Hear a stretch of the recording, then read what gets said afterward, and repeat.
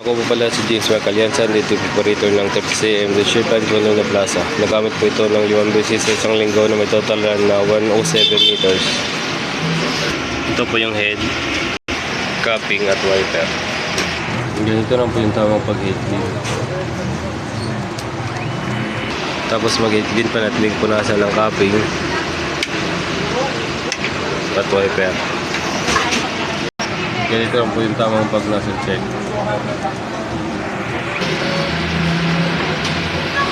Buo na po siya. Ito yung race lang, kapalit lang po nito kahapon. ABR. Ito naman yung mga used ink. Ito naman yung unused. Meron akong 5 film. 6 na powder, 3 white, 3 black, at 3 yellow. At isang solution. Ito naman yung weekly fiscal inventory ng 30cm. Updated naman po. Ito naman yung consumable withdrawals ng 60cm sa buong isang linggo.